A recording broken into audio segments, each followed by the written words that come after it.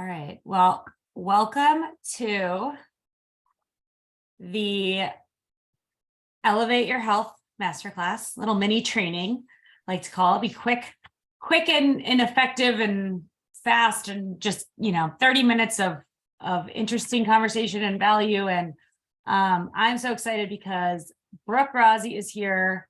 She's a functional nutritionist. She has her own practice, and she works, I think, right entirely with women, mostly mamas who are trying to get kind of out of a rut, maybe not feeling their best and figuring out what's really going on in their life. And is it the diet? Is it the hormones? Is it their gut? And kind of getting to the root problem so they can feel their absolute best. So I am so excited she's here. She is going to be working with me for the next 3 months on a very fun new project. And yeah, I'll let Brooke, why don't you take it away? And if you need me, let me know. Otherwise, I'm going to sit here and take notes. Okay, sure. Got it. Hello, ladies. So I am Brooke. I clearly have not met you guys before. I am located in Michigan and Metro Detroit area. I've been in the fitness industry for over 15 years at this point. I am a mom of 2 kids. One is about to be 5 next week, and our son is 2.5. They can't go back to school soon enough. They are home with us. So if you hear any like meltdowns in the background, it's because they're giving my husband hell. But I'm a functional nutritionist. I didn't start as a functional nutritionist. I actually started as a personal trainer. And personal experiences actually led me down the path that I am. But I started seeing things that I was personally experiencing with clients as well. And I really wanted to help solve and create a different path to help women feel their best. So after my own personal experiences, and then after becoming a mom and seeing what that entailed and how much women were unsupported in that field, I really wanted to get back to the root of why we weren't feeling the way that we want to be feeling. I've always been a rebellious child in the way of I like to ask why a lot and question things. And that's obviously helped me a ton in my career, in really being able to figure out, when I'm 30 years old and I'm feeling exhausted, why am I feeling that way? Because this can't just be something that every 30-year-old woman just experiences magically because we hit 30, right? Or because we hit 40 or 50 or whatever. I really started to question just the mainstream, well, that's just what happens after you have kids, or when you hit this age, or those kinds of things, because I don't believe that has to be what happens, and I know that it doesn't have to be. So a lot of our practice really works into getting into why we're feeling the way that we are and the things that we can do to reverse that. And the tough part is it actually is really simple, and that's what actually makes it tough, is we want to complicate stuff sometimes when it comes to these things. But we work with women in 2 different phases. We'll call like our foundational phase and then more of a detailed phase. And 99% of the women that come in to work with us, we spend a lot of time in our foundational phase, and usually in the first couple months, which I'm going to spend doing with you guys and Morgan's community. A lot of the things that we do in our first couple months that actually help women feel significantly better, help your energy increase. And the good thing is they're completely applicable no matter what stage of life you're in, how busy you are, what things you have going on. There's really simple, and there are things that we can take and individually apply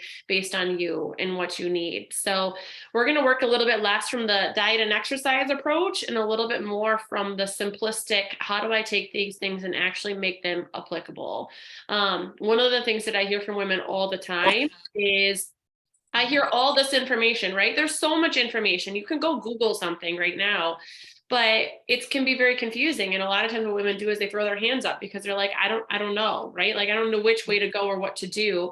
And so what I'm really going to help you guys do over the next, few months is to really decipher what's true for you and what you need to be applying, so that you can stop wasting our energy, right? When we're applying those things and make it effective with what we're doing.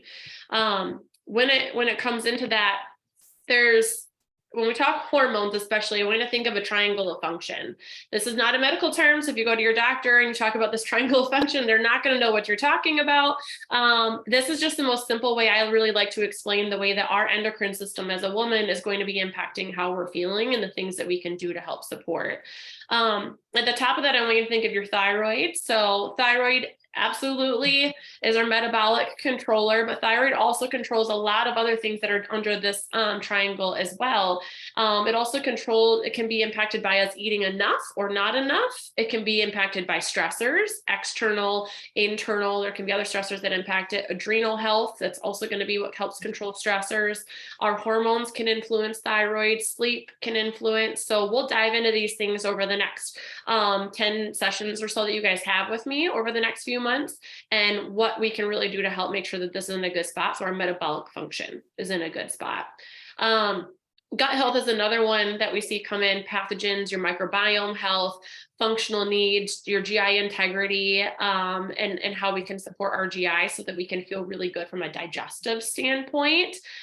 This is going to be really important for natural detoxification. This is really important for sex hormone regulation, because if you're not pooping regularly, you're not regulating sex hormones. So we'll talk about that when it comes to gut health, and really how we regulate those sex hormones via our gut health, and just regulate natural detoxification through that too.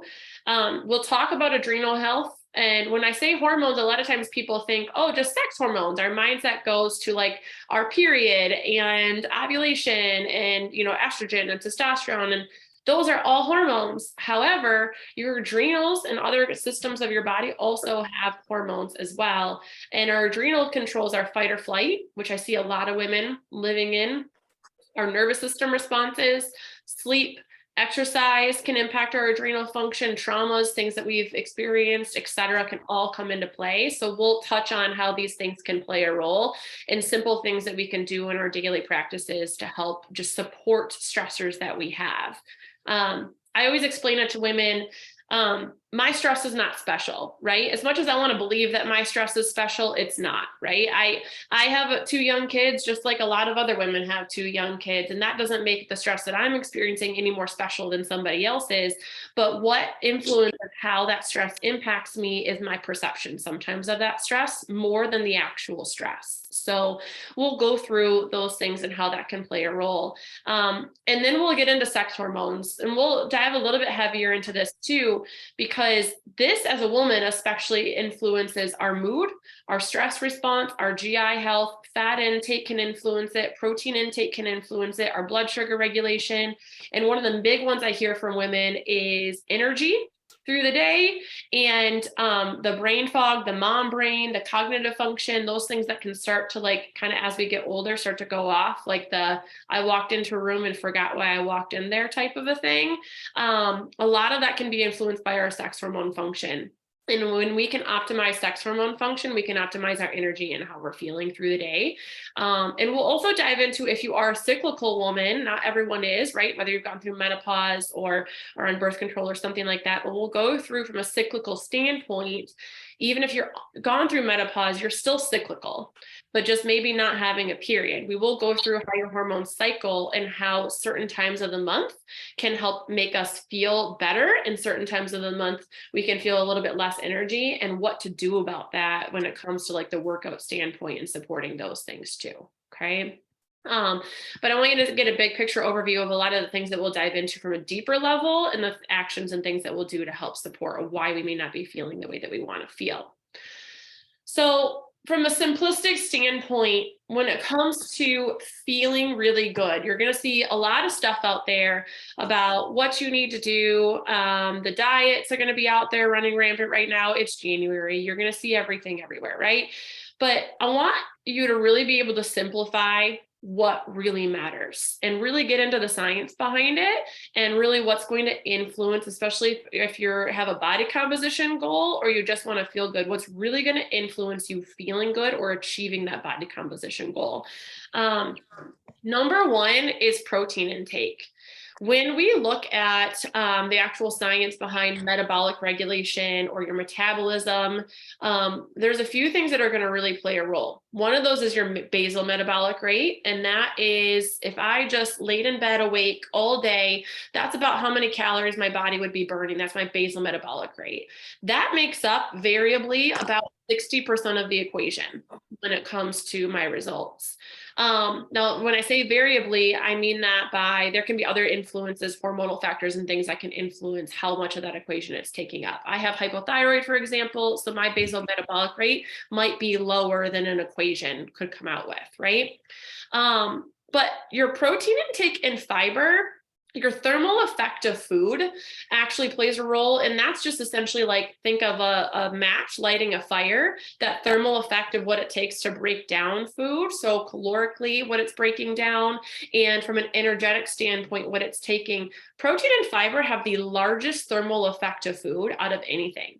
So when we're focused on body composition change, one, maintaining as much lean mass as we can as possible is going to help keep your metabolic rate up, meaning we can eat more food, we can get away with the treats and things like that more often because our metabolic rate is better.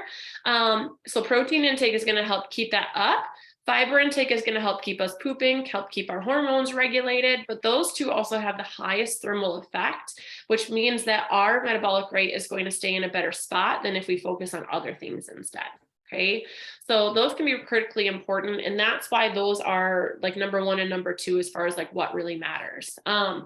For women, we need to aim for 30 to 50 grams of protein a meal 3 times a day. And I know that can sound like a lot sometimes, but it's not. It may just feel like a lot in comparison to what you're already taking in. So the thing I want you to keep in mind is if you want to feel the way you're feeling, right, then we need to keep doing what we're doing, right? And we're all probably here because we want to feel something different. So we might need to tweak, and I will walk through with you guys how to tweak that and the simple things that you can do to help make that more applicable for you. And you will start to feel some significant differences in energy, cravings, and things like that alone just by protein shifts. Fiber intake to help support the digestion, like we talked about, how pooping is regulating your sex hormones. So that will come into play. Hydration, usually we say about half of your body weight in ounces here. This is critically important for a lot of things, but your body is primarily composed of water. And a lot of times people will come to us thinking they need functional lab testing and thinking they need all these different things. And sometimes it comes down to the simple things of you're just not drinking enough water in the day, or you're just not eating enough protein, or we're not going to bed on time. So sometimes before we try to get super detailed and dive into all this fun stuff, sometimes we just need to do more of the basics really well. I like to describe it as building a house. These are the foundational things. And I could put the walls and stuff up on a house without having a really good foundation, and they might stay up there, but as soon as a storm rolls in, that house is gone. It's not going to last very long. And if I want that house to be sturdy and be sustainable and last a long time, I need that foundation to be good. And these things are really going to build that foundation and make it consistent and sturdy and sustainable. So before we get into the detailed body composition and all that, these are going to really make that sustainable for you and help it last. And hydration is one of those things that's going to play a big role. Alcohol frequency is another one that we talk about. I always look at, we can use it. I have a glass of wine at night because it was a stressful day or things like that. I love a glass of wine. I want you to keep in mind why you're choosing it can matter. I always look at stress as, are you mindfully managing or mindlessly escaping? And a lot of times we're mindlessly escaping, and it doesn't mean that we're all going for alcohol. It could be social media scrolling, it could be TV or things like that we're using to mindlessly escape as well. So really tuning into, and this goes into number 6 as well, stress is mental and physical. So how are we mindfully managing those stressors that we have so that we can support those impacts on our body? And alcohol frequency can come in. It could be the most organic form of wine that you're drinking, but it's still a toxin at the end of the day, and it's still going to disrupt hormonal function and create a stress impact on the body. So the frequency of how much that's happening can play a role. Sleep quality and timing we will talk about. As women especially, we need hormonal reserves. And the way that we build those hormonal reserves is from sleep. We actually probably need more sleep than men. And because of that, because probably about 30% of our sex hormones get produced from our adrenals, we need those hormonal reserves to support the stressors that we endure and making sure that those things don't get tapped out. And sleep is one of the number one places that we can help support that. And we want to look for two things because quality and timing of our sleep matters. So we'll work through over the next few months some little things that we can do to help support quality and timing despite the situation. Like I said, I have 2 young kids, so I fully get getting woken up in the middle of the night sometimes, but we'll learn how to work through those things and just know that perfection never matters. Consistency always does the most. And that goes into number 7 is consistency. Consistency over everything. I tell clients, I would rather you get 3 workouts in really consistently every week than try to work out 5 days a week perfectly for 3 weeks and then quit because it wasn't sustainable for you. Right. So consistency is going to be the thing that is going to really be your difference maker this year, probably over any other year, is just focusing on being consistent and being realistic with yourself about what consistency is for you. Because if you didn't make it to the gym more than 2 times at all in a week last year, then coming into this year saying I'm going to work out 6 days a week is probably not consistent, right? It's not something that I would be setting a goal. I would be building, okay, I'm going to do it 3 times this week, and then I'm going to do it 3 times the next week, and then I'm going to master that, and then I'm going to do it 4 times, and I'm going to build it in. Same thing when it comes to eating protein. If you're not doing any of these things right now consistently that are listed here, don't expect to go do it tomorrow, right? And start, being perfect with it. We will layer these in layer by layer through the next few months and build it in. So it's not overwhelming. So it's applicable for you. And the most important thing that it's sustainable and can be done consistently too. Okay. And then the last thing, so this kind of goes into what I was just saying, take things in a pyramid approach, right? So just take the easiest thing first and get really good at it. What's easy for me on that list may not be easy for you. So it may be easy for you to start with water. So start with water. Just start focusing on drinking half of your body weight in water for a week and get really good with that for a week. And then maybe the next week you focus on 30 to 50 grams of protein at breakfast. And then you go there. And then maybe the next week you focus on that 30 to 50 grams of protein at lunch. And then you build it and build it and build it. Okay. So I want you to just think of a pyramid approach and building those things in, because if you do that by the end of our 12 weeks together, imagine where you're going to be. If in 12 weeks you built in a new habit each week, you have 12 new habits that you're really consistent with that are going to change your life through the rest of that year. If you just keep those up consistently. Take inventory of your habits too. One of the things I ask clients to do is do a little self-reflection consistently, at least once a week, but sometimes like every night for 5 minutes or so. You have to get really honest with yourself here and really assess, like, is this habit working for me or not? Right? Is me trying to wake up at 5 a.m. to work out when it's stressful and all these other things going not the best for me as much as maybe if I try to do my workout at 3 p.m.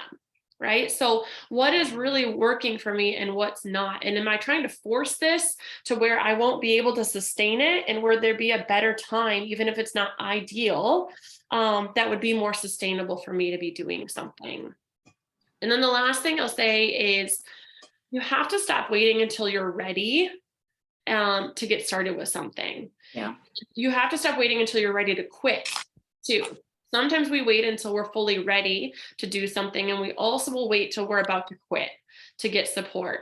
Your needs are not going to be the same as the next person. Everybody on this call is going to have different needs and different ways that we approach things. And so sometimes taking that individual approach and getting that guidance is going to help to keep you layer by layer, right? And taking one step forward each time. I would rather you take a step forward than just stop until you could run, right? I would rather we're walking forward, and that's going to get us a lot further through that time. Okay. Morgan, I'm going to hand this back over to you, and then I'll hang out. And then if anybody has any questions or anything at the end, I can wait for some if you want. Thank you, Brooke, so much. I was taking so many notes. That was so super helpful. And thank you again. So the reason that I brought Brooke into Ready, Set, Sweat is because I remember not so long ago, after having kids, I felt so like alone. Like I didn't have guidance. I didn't have support. I didn't have a plan. I didn't really know what to eat, when to eat it. Do I need supplements? Do I need to take this probiotic? Why is my stomach bloated when I wake up in the morning? And I just had so many unanswered questions and just felt like you had said, like it was like I could Google things, but you know, when you Google things, it takes you down a terrible rabbit hole sometimes that basically says you have a disease and you're about to die. So I just thought, why not bring in somebody like Brooke and create a program where we have this fitness side where I can support you with custom workouts based on your needs. Maybe you're low impact. Maybe you just want to do Pilates more consistently, or maybe you really want to get into strength training. Whatever it is for you, creating a program that's just for you that you can stick with for 3 months. So I want to have that piece, but then I also really wanted to have this nutrition and gut health and hormone health piece. So that is why I wanted to bring in Brooke, and she's going to help me with this new program called Project Elevate, which is my next program, and it's 3 months long. So if you have any interest in it, or you want to learn more, please contact me. I'm going to show a slide really quick so you can see. Hold on, just of course now I'm. Can you guys see the screen, the slide up on the screen? Yes. Okay, great. So this is all about Project Elevate. So I just wanted to give you guys a quick overview of it. Basically, I'm launching it today. For the people on this call first, you guys get a couple bonuses if you want to join. It's 3 months, 12 weeks long. Brooke is going to be our go-to person for all things nutrition and gut health and hormone health. She is my expert. I am learning right alongside of you guys because I still need to learn so much about what I should be feeding my body. So it's 12 weeks where you're going to be getting intensive counseling in terms of your nutrition, meal planning, and then also the fitness and mindset. So if this is something that looks like, oh, this is what I've been needing, please email me or send me a note on Instagram and we can talk through it. For the next kind of 24, maybe 36 hours, we're going to add these bonuses that are at the bottom, which are the personal training is going to be included, some RSS clothing, sweatshirt and leggings, 12 weeks of check-ins with me. So I will be contacting you either over text or email to make sure that you're keeping up with your side of this agreement, which is getting in your workouts and taking your nutrition more seriously, and then also getting a daily schedule so you can kind of see sort of how I break down my day in terms of when I'm eating, when I'm working out. And of course, it's all flexible, but it kind of will give you a nice snapshot of how I kind of follow a simple plan. So all of this is included in the program, and we're only taking, I think, 15 people total. It's going to be a really small group. I don't want this to be something where there's all these women in it and they don't get the attention they deserve. So it's going to be a very small, close group. And I'm hopefully going to be able to do, we're going to do, I think, what do we say? Like six or 8 sessions with you, Brooke, where you're going to go on and do Zoom meetings and you guys can ask her questions. And if you have something specific to your needs or so you're going through something in your body and you're like, I just am lost, Brooke is going to be there to help you out. So I think this is an amazing program. Personally, I'm super excited about it. And I wanted to bring Brooke on so you guys could get to know her here and learn more about the program. And then if you are interested, please contact me and let me know. And I can send you the link for more info online. But if anybody does have any questions right now, we have like 3 more minutes. So if you want to raise, I don't know if you want to raise your hand or just maybe put in the chat a question. Brooke, do you want to hang out for another minute and see if anyone has any questions? Sure, that's fine. On the call? All right, cool. Why don't you just unmute yourself if you have a question? And if not, that's okay too. I just wanted to give you guys an opportunity. Anyone? No? All right, that's okay.